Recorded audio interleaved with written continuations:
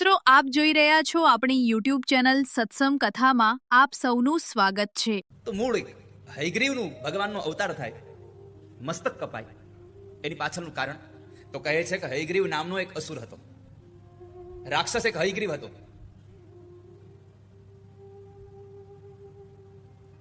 અને એ હયગ્રીવ નામના રાક્ષસો બોલો માતાજીની ઉપાસના કરે. એને તપસ્યા કરી.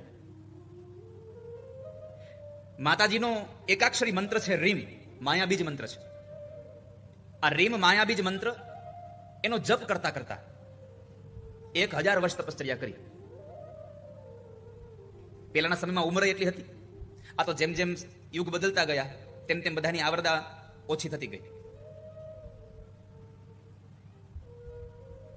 તો હયગ્રીવ નામના દાનવે 1000 વર્ષ સુધી માયાબીજ મંત્રનો જપ કર્યો, તપશ્ચર્યા કરી, અને એને લઈને માં જગદંબા પ્રગટ થયા. રાક્ષસને કહ્યું દાનવને કે તારે જે જોતું તે માંગી લે. હવે તમને બધાને ખબર છે કે દાનવો પેલું વેલું શું માગે? શું માગે પેલું વેલું? હું મરું નહીં એવું વરદાન આપો. હિરણ્યકશ્યપ પાસે બ્રહ્માજી પ્રસન્ન થયા. બ્રહ્માને શું કીધું? મરું નહીં એવું વરદાન આપો.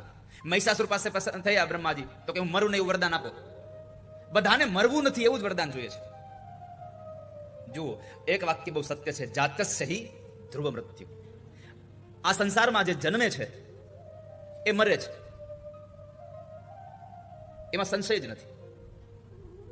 મરે છે પાછો જન્મે છે એવું નક્કી ન હોય, કારણ કે અહીંયાથી કર્મ કરીને જેવો ગયો એવી રીતે નિર્ણય થાય. સારા કર્મ કરીને ગયો હોય તો ભગવાન મુક્તિ પણ આપી દે, અને જો કોઈ કર્મનું ભાથું બાંધ્યું તો વળી પાછું અહીંયા આવવાનું એને ભોગવવા માટે. ઘણી વખત લોકો એમ કહેતા હોય છે કે અહીંયા જે કામ કર્યા હોય એ ઉપર ભોગવવા પડે. અરે ના, અહીંયા જ પાછું ભોગવવા આવવું પડે છે. આ સંસાર, આ સૃષ્ટિ જ આપણા માટે ક્યારેક ક્યારેક નર્ક સમાન બને છે, અને આ સૃષ્ટિ જ ક્યારેક ક્યારેક આપણા માટે સ્વર્ગ સમાન બને છે. જીવન જીવતા આવડે તો આ પૃથ્વી જેવું, આ ધરતી જેવું સ્વર્ગ બીજે ક્યાંય નથી, અને જો જીવન જીવતા ન આવડે તો આ ધરતી જેવું નર્ક બીજે ક્યાંય નથી. બે અહીંયા જ છે.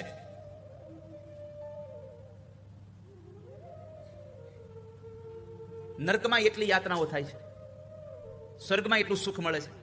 હવે તમે સમજો કે અહીંયા કંઈ પણ પ્રયત્ન કર્યા વગર અનાયાસે તમને આટલી મોટી કથા મળી, તો હવે આ માતાજીની કથામાં બેઠા છો, આનાથી મોટું સ્વર્ગ તમને બીજી દુનિયામાં ક્યાં મળે?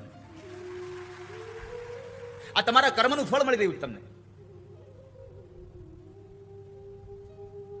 કર્મથી માણસ સુખ પામે, કર્મથી માણસ દુઃખ પામે. કર્મણા જાયતે જંતુ કર્મણેવ વિલિયતે, સુખમ દુઃખમ ભયમ ક્ષેમમ કર્મણેવાભિપદ્યતે. ભગવાન કૃષ્ણ બોલ્યા છે ભાગવતજીમાં કે બાબા, આ સંસારમાં સુખ અને દુઃખ કેવળ મનુષ્યને કર્મથી મળે છે. તો હયગ્રીવે ભગવાન માતાજીને કહ્યું કે માં, હું મરું નહીં એવું વરદાન આપો. માતાજી કીધું એ વાત ખોટી છે. આ સંસારમાં જન્મે છે, મરે છે, મરવું તો પડશે, પણ જેવી તેવી રીતે મરી ન જવું જોઈએ માણસ. ઘણા લોકો તો થાકી કંટાળીને મરી જાય. સંસારમાં થાકી જાય એટલે વિચાર કરે હવે આપણે મરી જવું છે. મરવાનું બધાને છે. એક આશ્ચર્ય આપણને હજી સમજાતું નથી. દુનિયામાં બધાને ખબર છે કે પાડોશી હમણાં એક ગુજરી ગયા અને આપણે ગુજરી જવાનું છે, તો આપણે એને મરેલો જોઈને પણ આપણે સૂતા રહીએ છીએ, જાગતા જ નથી. જાગવાનો અર્થ એ નથી પથારીમાંથી. માણસ વિચારોથી જાગતો નથી કે મારે શું કરવું જોઈએ. પણ આ મૃત્યુની વાત આલે છે તો મારે તમને કહેવું છે, જિંદગી ભરપૂર જીવી લો. જિંદગી એવી જીવો કે તમારું મરણ પણ તમારો ઉત્સવ બની જાય, મૃત્યુ આપણું મહોત્સવ બની જાય. પણ ઘણા લોકો તો જીવનને જીવા પહેલા જ મરવાનો વિચાર કર્યો. કેટલી વખત મરવાનું કરતા હોય. એકવાર રમણ મહર્ષિને એક ભક્તે આવીને, યુવાને આવીને પ્રશ્ન કર્યો. એક ભક્ત આવે છે, બહુ દુઃખી હતો માણસ. દુઃખી થઈને આવેલો માણસ મહર્ષિને કહે છે કે મને મારા દુઃખમાંથી મારે બહાર નીકળવાનું મને મળતું નથી. મને એમ લાગે છે કે મારે મરી જવું જોઈએ, મારે મરી જવું છે. જ્યારે એ ભક્ત આવે છે ત્યારે મહર્ષિ રમણ પતરાઓની પેલી પતરાવાળી બનાવતા હતા. પેલા તો સોય દોરો કઈ હતું ને એવું તમે બધા જોયું હશે. સૂકા પાંદડાની સળીઓથી ગૂંથેલી એ પતરાવાળી, એ પતરાળી તૈયાર કરતા હતા. પેલો માણસ કહે છે કે મારે સંસારમાં થાકી ગયો છું, મારે મરી જવું છે. મહર્ષિ જોવે છે તો જરા યુવાન અવસ્થા હતી. પેલા કહ્યું મને કંઈક મરવાનો માર્ગ બતાવો. મહર્ષિ કીધું એક કામ કર, આ 3 પતરાવાળી તું પેલા ઉકળે નાખતો હોય, પછી હું તને એનો માર્ગ બતાવું. બોલો, માણસ આશ્ચર્યમાં પડી ગયો. એક ક્ષણના વિરામ પછી બોલ્યો છે કે તમે આ પતરાવાળી ઉકળે નાખવાનું કરો છો? તમે કેટલી મહેનતથી બનાવી છે અને હજી આને વાપરી તો છે નહીં, તમે આનો ઉપયોગ તો કર્યો નથી, અને તોય તમારે આને ઉકળે નાખી દેવી છે? આ યોગ્ય નથી વાત. અને ત્યારે મહર્ષિ રમણે કહ્યું કે હું તને એ જ સમજાવવા માંગુ છું કે મારી આ પતરાવાળી વગર ઉપયોગ કર્યા વગર જો તને ઉકળે નાખવાની પણ તને ઈચ્છા નથી થતી, તો તે જીવનનો હજી ઉપયોગ કર્યો છે ક્યાં? એની પેલા તારે મરી શું કામ જવું છે? હજી જીવનનો સદુપયોગ કરી લે. ખાલી જીવન જીવવામાં અહીંયા ખાવા પીવા માટે નથી. આ જીવન આપણું કેવલ આપણને સુખ આપે એના માટે નથી. આ જીવન એવું જીવાવું જોઈએ કે આપણી આસપાસના લોકોને સુખી કરતું હોવું જોઈએ, આપણી નજીકના લોકોને સુખી કરતું હોવું જોઈએ. સુગંધ પુષ્પમાં હોય છે, પણ એની મજા તો લોકો લેતા હોય છે. એમ તમારામાં આવડત હોય તો એની મજા લોકોને મળવી જોઈએ, દુનિયાને મળવી જોઈએ. પણ ઘણાની આવડત એના પૂરતી જ રહે છે. તમારી આવડત બીજા સુધી પહોંચાડજો, તમારી આવડત બીજાને દઈને જાજો, જેથી કરી અને તમે જાઓ એના પછી પણ તમે જીવતા રહેશો આ જગતમાં. જો તમારી આવડત તમારા સુધી રહી તો એકના એક દિવસે તમારી આવડતને તમારા સુધી રાખવાની મુશ્કેલી તમને જ નડશે. મેં કેટલી વાર કહ્યું છે કે વીછી ઉતારવા વાળા લોકો પેલા હતા, હવે તો આપણે સમજી ગયા છીએ, હવે ભણેલા ગણેલા થઈ ગયા એટલે તરત સીધા દવાખાને પહોંચી જઈએ છીએ. પેલા ગામડામાં નહીં તો આપણે કોઈ વીછી ઉતરાવા જતા. અહીં વડીલો જેટલા બેઠા છે એને ખબર હશે, ખેતરમાં વીછી કરડે એટલે ઘરે ન આવે, એ સીધો ઓલા વીછી ઉતારવાળા ભાઈને ત્યાં જાય અને એ ભાઈ અગરબત્તીથી આમ કર્યા કરે. એમાં એક વખત એક માણસે પૂછ્યું ઓલા વીછી ઉતારવાળા ભાઈને કે તમે આ મંત્ર શું બોલો? એ કે ઈ ન દેવાનો હોય કોઈનો, એ કોઈને અપાય નહીં. પોતાની આવડત કોઈને આપી નહીં. એમાં એક વખતના સમયે એ વીછી ઉતારવા વાળા ભાઈને જ વીછી ડંખ મારી ગયો. હવે પોતાની હાથે પોતે પાછો વીછી ન ઉતારી શકે. મારે તો આટલી વાત સાથે કદાચ તમને એટલું જ કહેવું છે કે જે માણસ આખા ગામના વીછીનું ઝેર ઉતારતો તો એનું ઝેર કોઈ ઉતારવા વાળું ન મળ્યું, કારણ એને બીજાને શીખડાવ્યું જ નહીં, પોતે જ દુઃખી થઈ અને મર્યો. આ સંસારમાં આપણી આવડત આપણા પૂરતી ન રહે, સંસારના લોકોમાં પણ આપણી આવડત મૂકીને જશું તો આપણા ગયા પછી પણ આપણે સુખી થશું. આ સંસારમાં બીજાને આપીને જઈએ, આપણા પૂરતું શું કામ? ને આપણી આવડત વ્યાપક બને, બહુ બધા લોકો સુધી જાય. મહર્ષિ રમણના એકમાત્ર વાક્ય કે આ 3 પતરાવાળી તું નાખી આવ, આ માણસનો આખો જીવવાનો દ્રષ્ટિકોણ બદલી નાખ્યો. માણસે મરવાનું છોડી અને જીવન જીવવાનું શરૂ કર્યું. ક્યારેક મહાપુરુષોનો સંગ, ક્યારેક મહાપુરુષોની સાથેનો આપણો સત્સંગ આપણો આખો જીવનનો રાહ બદલી દેતો હોય છે. માતાજીએ હયગ્રીવને કીધું તારે મરવું તો પડશે જ, એમાં નહીં ચાલે. મર્યા વગરનું તારું કશું ચાલવાનું નથી. તારે આજ નહીં તો કાલે પણ મરવું તો પડશે જ. કોઈ આજ મરે છે, કોઈ કાલે મરે છે. આ સંસારમાં કોઈ અમર થઈને આવ્યું નથી. આજ આપણે અહીંયા બેઠા છીએ, આજ આપણે કથા સાંભળવા ગયા છીએ, આજ આપણે કથામાં બેઠા છીએ. આવનારો સમય એવો પણ આવે આપણી પાછળ કથા બેસે. માટે મર્યા પહેલા જીવન એવું જીવીને જાજો કે તમારું મરણ પણ મહોત્સવ બની જાય. કોણ જાણી શકે કાળને રે, સવારે કાલ કેવું થશે.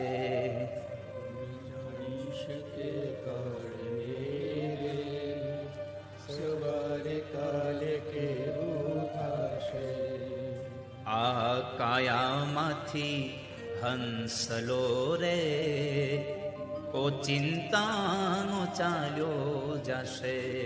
આ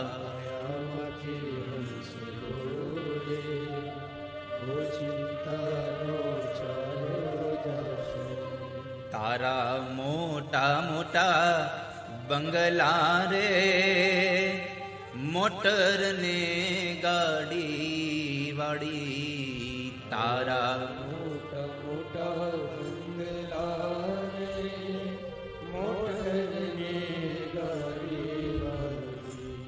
બધી માયા મૂડી મેલીને ખાલી હાથ જાવું પડશે. બધી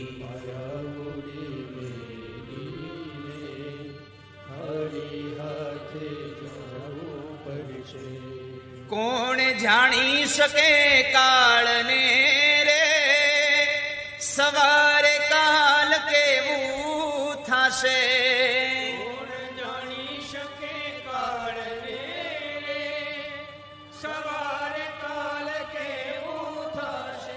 સંસારમાં કાલ હવારે કેવું થશે એની કાંઈ ખબર નથી.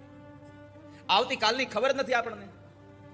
અને તોય આપણે એમ કહેતા હોય આજ નહીં કાલે જવું છે, આવતીકાલે કથામાં જવું છે. કાલ ઉપર ન છોડશો, બધું આજે કરી લો.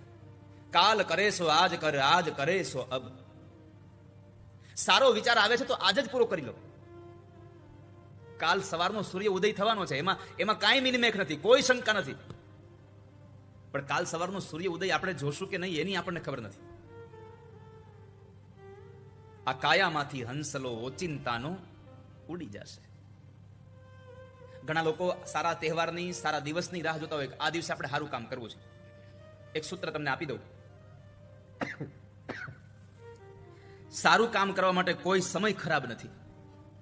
સારું કામ કરવા માટે કોઈ સમય ખરાબ નથી, અને ખરાબ કામ કરવા માટે કોઈ મુહૂર્ત સારું નથી. માણસ સંસારમાં સારું કામ કરવા ઈચ્છે તરત કરી લેવો જોઈએ. આપણે તો દાન પુણ્ય કરવા હાટું 11 ની રાહ જોઈ, ક્યારે 11 આવશે. હરિદ્વાર જવા હાટું આપણે અધિક મહિનાની રાહ જોઈ, અધિક મહિનો આવે તો પુરુષોત્તમ માસમાં નાવા જવું છે. અરે પુરુષોત્તમ માસ તો દર વખતે આવવાનો છે, પણ આપણે હશું કે નહીં કોને ખબર. એટલે જ્યારે પણ હરિદ્વાર જવા મળે ને ત્યારે વયું જવું, ગંગાજીમાં નાહી આવવું. અને એમાં તમને તો આ ઘર બેઠા ગંગા આવી છે.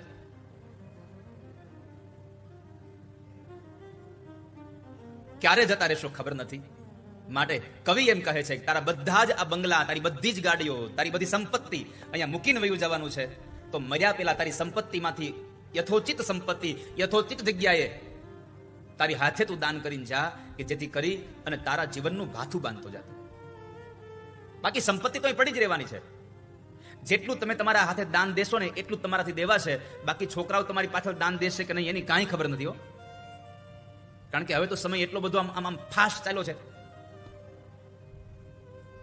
ઘણી જગ્યાએ તો હવે લોકો મરી જાય પછી પાછળની શ્રાદ્ધ ક્રિયા બંધ કરી નાખી છે. બીજું દાન તો બહુ આઘું રહ્યું, શ્રાદ્ધ ક્રિયા બંધ કરી નાખી છે. માટે દીકરાઓ શ્રાદ્ધ ક્રિયા નહીં કરે તો મુક્તિ ક્યાં મેળવવા જશો? એટલા માટે તમારી જાતે જ તમે એવું પુણ્યનું ભાથું બાંધીને જાઓ કે દીકરાઓ શ્રાદ્ધ કરે કે ન કરે, તમે તમારી હારે તમારી સાથે તમે શ્રાદ્ધ કરીને ગયા હો, તમારી જાતે તમે મુક્તિ મેળવીને ગયા હો. સંપત્તિને યથોચિત જગ્યાએ દાન પુણ્ય કરતા રહીએ. હું અમેરિકા જેવા દેશમાં ફરું ને ક્યારેક ત્યારે ત્યાં જોતો હોઉં છું. નરેશભાઈ, ત્યાંના સંતાનો એના મા બાપની સંપત્તિને પણ મેળવવા માટે તૈયાર નથી હોતા. બોલો, મા બાપ તો બહુ દૂર આવે. મેં તો એવા દાખલા જોયા છે. બાજુના એક આમ તમે કેટલા મોટા મોટા મકાન હોય, બાજુના મકાનમાં ભાભા ડોશી રહેતા હોય, આ બાજુના મકાનમાં પતિ પત્ની રહેતા હોય, અને એના છોકરા પાછા બીજે રહેતા હોય. આવી વ્યવસ્થાઓ મેં જોઈ છે. ક્યારેક તો મને એવી માહિતી ત્યાંથી મળે કે અમુક વ્યક્તિએ પોતાની સંપત્તિ એના ઘરમાં રહેલા કૂતરાના નામે કરી હોય, અને પછી કૂતરો મરી જાય પછી સંપત્તિ સરકારમાં વહી જાય.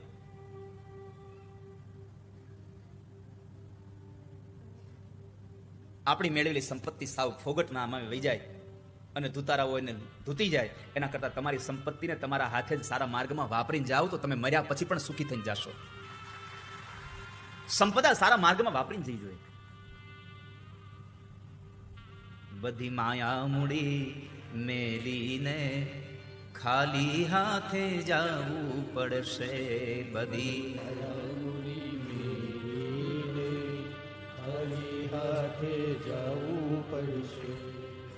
ભગવાને આટલો સરસ દેહ આપ્યો, પણ આ દેહને કોઈ ઘરમાં રાખવો નથી.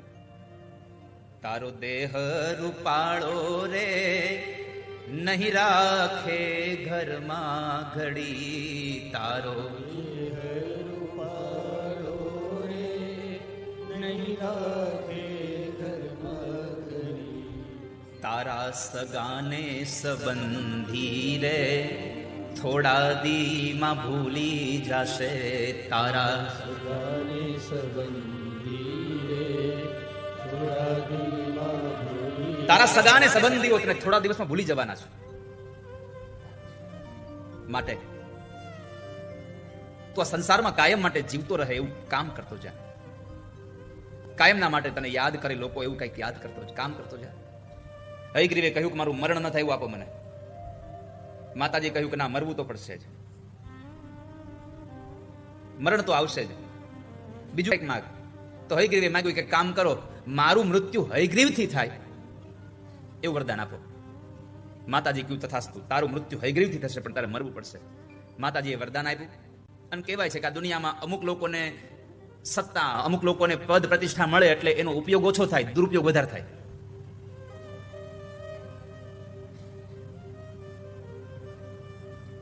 ભાગવતજીમાં એક કથા છે. ઇન્દ્રએ જ્યારે પોતાને મળેલી સત્તાનો દુરુપયોગ કરી અને વૃંદાવનમાં એટલો બધો વરસાદ વરસાયો અને પરમાત્માએ, તમે બધા કથાથી વાકેફ છો કે પરમાત્માએ પછી પેલો ગિરિરાજ પર્વત પોતાની આંગળી પર તોડી અને સૌ લોકોને આશ્રિત બનાવ્યા, સૌને આશ્રય આપ્યો. ત્યારે ઇન્દ્ર જ્યારે ભગવાન પાસે ક્ષમા માંગવા આવે છે ત્યારે પરમાત્માએ પહેલું વાક્ય કહ્યું હતું કે ઇન્દ્ર, સત્તા મળે તો એનો સદુપયોગ કરાય, એનો દુરુપયોગ ન કરાય. સંપત્તિ મળે તો એનો સદુપયોગ થવો જોઈએ. તમને સારી બુદ્ધિ મળી છે તો સારો ઉપયોગ થવો જોઈએ. પણ અહીંયા હયગ્રીવને આ માતાજીએ વરદાન આપ્યું કે તારું હયગ્રીવથી મૃત્યુ થશે એટલે એટલો બધો મદનમત બન્યો, યજ્ઞાદિ કર્મો બંધ કરાવતો ગયો, લોકોને દુઃખ આપતો ગયો. દુરીજનો આમ જ કરતા હોય છે, આવું જ વર્તન કરતા હોય છે. અને એ સમયે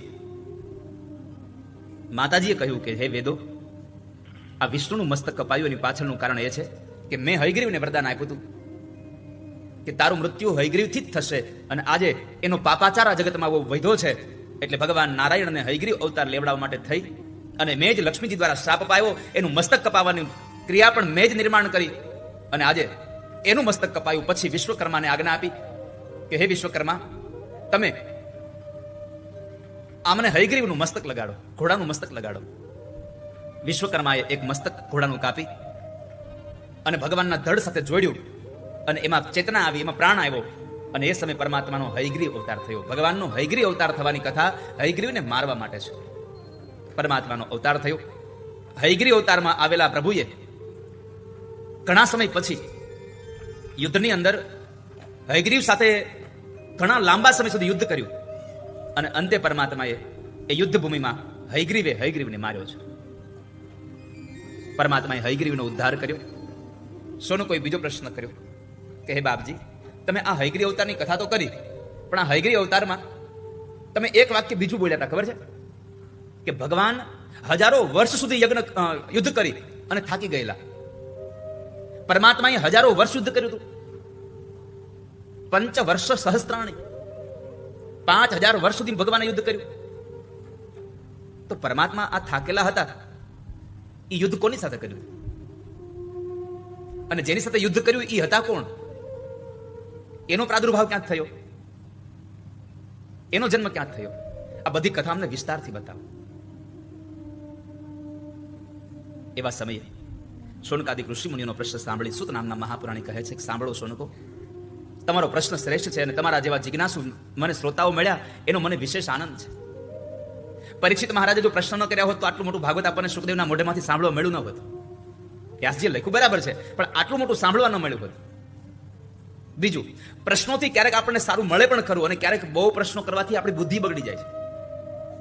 ઉપનિષદમાં કથા છે, ગાર્ગી નામની સ્ત્રીને કહ્યું મામ અતિપ્રાક્ષી. એ ઋષિઓને બહુ બધા પ્રશ્ન કરતી હતી અને ત્યારે સંતોએ ઋષિઓએ કહ્યું કે આટલા બધા પ્રશ્નો ન કરીશ. જેટલા લોકો વધારે પ્રશ્ન કરે છે એની બુદ્ધિ વધારે બગડતી જાય છે. ઘણા લોકોના તો પ્રશ્નો જ એટલા હોય કે એનો જવાબ આપણે જવાબ માટે માંગીએ ને તો આપણા જવાબમાંથી પાછો બીજો પ્રશ્ન ઉભો કરે. અહીંયા શૌનકોએ એ જ કર્યું છે. સૂત નામના મહાપુરાણી એક કથા કરે, એમાં એકાદું વાક્ય બોલાઈ ગયું હોય તો એ પકડી રાખ્યો કે આવું કહ્યું હતું સૂત નામના પુરાણીએ. એટલે પ્રશ્ન કર્યો, બાપજી તમે એમ કહ્યું હતું કે ભગવાન સમતળ પૃથ્વી પર સૂતા, પણ એ વર્ષો સુધી યુદ્ધ કરીને થાકેલા હતા, તો એને કોની સાથે યુદ્ધ કર્યું હતું અને જેની સાથે યુદ્ધ કર્યું હતા કોણ, અને જે કોઈ હતા એ ઉપરની ક્યાંક થયા હતા? એ અમને કથા કહો. આ અસુરો કેમ જન્મ્યા અને ભગવાન દ્વારા એનો વધ કેમ થયો એની કથા કહો. સૂતરામના મહાપુરાણી રાજી થયા. મૂર્ખેણ સહ સંયોગો વિષાદપી સુદૂરજરઃ વિઘ્નેન સહ સંયોગઃ સુધરસ સમઃ સ્મૃતઃ. સુતજી કહે છે કે સારું થયું તમારા જેવાનો મને સંગ થયો, બાકી મૂર્ખાનો સંગ થાય તો એમાં તો ઝઘડો જ ઉત્પન્ન થાય. મૂર્ખેણ સહ સંયોગ વિષાદપી દુર્જરઃ. મૂર્ખાનો સંગ કરવો એના કરતા ઝેર પી લેવું સારું.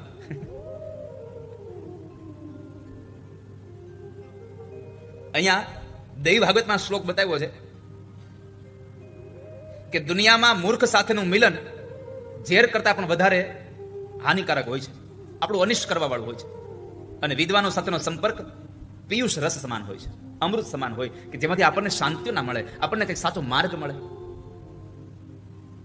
માટે આપણે કોની સાથે બેસવું એનો પણ ખ્યાલ રાખવો જોઈએ. મૂર્ખની હારે મૂર્ખ મળે તો એમાં કઈ સારી વાત ન હોય. એક મૂર્ખો અને એક સજ્જન મળે તો એમાં માથાકૂટ થાય, પણ બે સજ્જન મળે તો એમાં નવનીત નીકળતું જાય.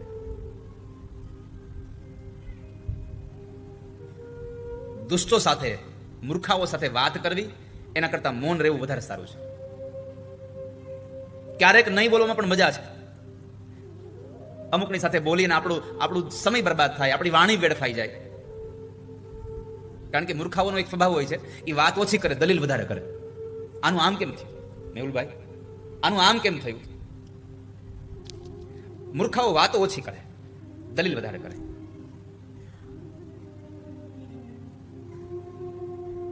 જેની વાણીથી આપણને સાંત્વના મળે છે એવાનો સંગ કરીએ. આપણને એમ થાય કે આ માણસ મૂર્ખો છે તો આપણી પાસે રહેલી સારી વસ્તુ પણ એને નાપી ન દેવી.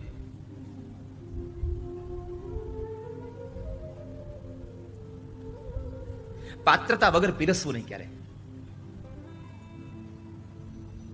પાત્રતા વગર પીરસવું નહીં ક્યારે.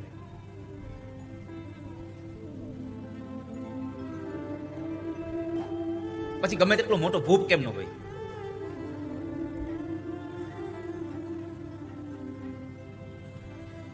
જેવાને તેવાની પાસે જ્ઞાન ન દઈ દેવું, કારણ કે તમારા જ્ઞાનની કિંમત જ ન થવાની હોય. તો જે અધિકારી હોય,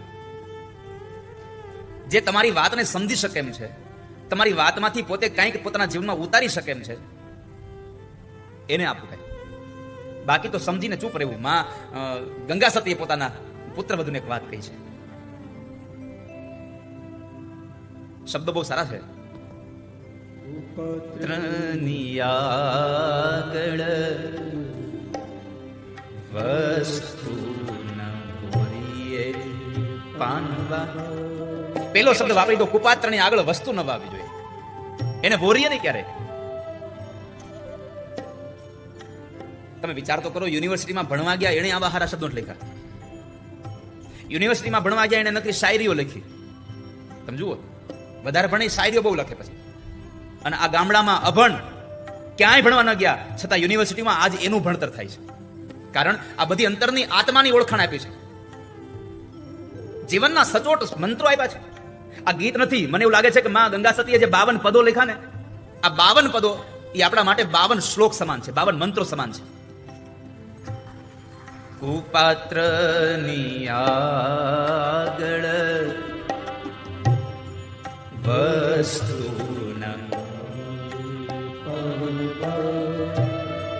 સમજીને રહીએ